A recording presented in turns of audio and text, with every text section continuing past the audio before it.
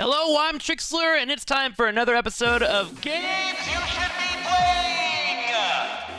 I'm not here to waste your time. Let's get started.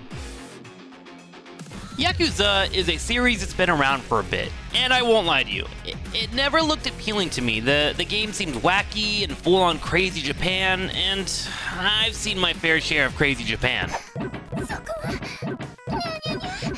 But after spending time with Yakuza like a dragon, I am proud to say that I was incredibly wrong in regards to my original opinion.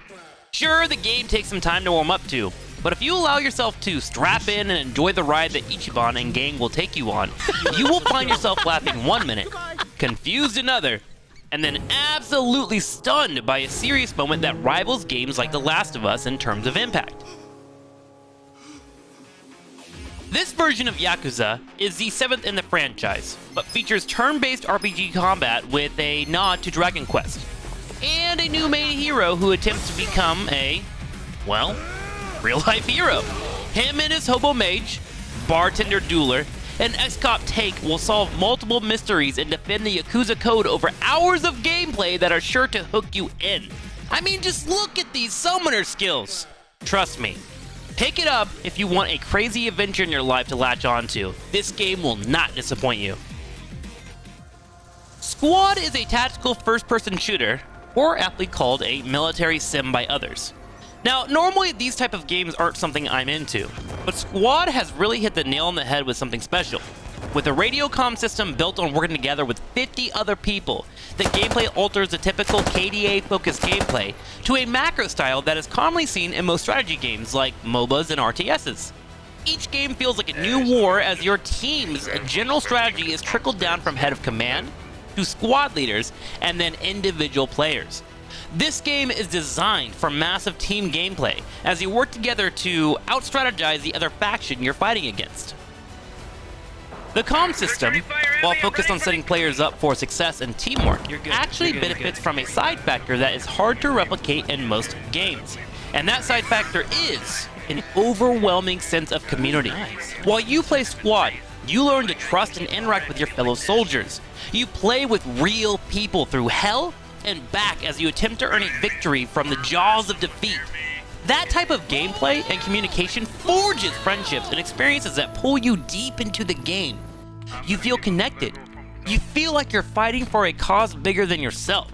And it came out at a time where most of us are sitting at homes with minimal interaction because of the pandemic. It has filled a hole I didn't realize I was missing so much, and I truly appreciate what this game offers.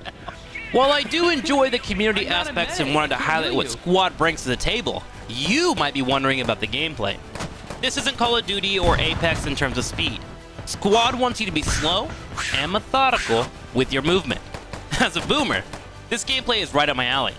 Squad features base building, supply runs, and the needed arsenal to win a war. The developers, Off-World Industries, has really knocked this one out of the park. Give it some love. It deserves it. With the release of the PlayStation 5 and the Xbox Series X, everyone has started to look towards next-gen and what games we can get our hungry little fingers on.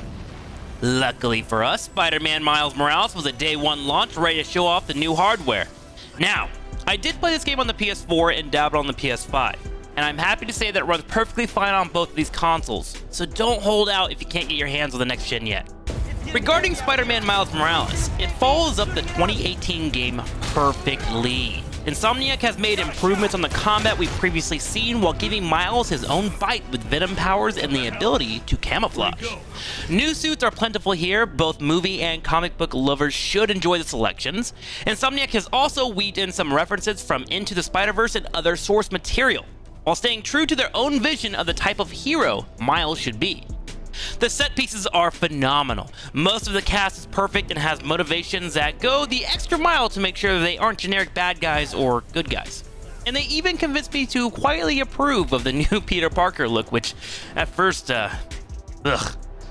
Miles Morales is a bit short in length, but a quality experience that continues to show us that Insomniac Games are the perfect developers to handle the Spider-Man franchise.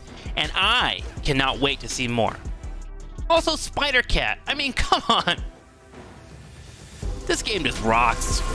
As always, all the games here can be seen on my Twitch stream, so catch me at twitch.tv/TrikSlyr and let me know what you thought of this video. Until next time, get out there and game it up!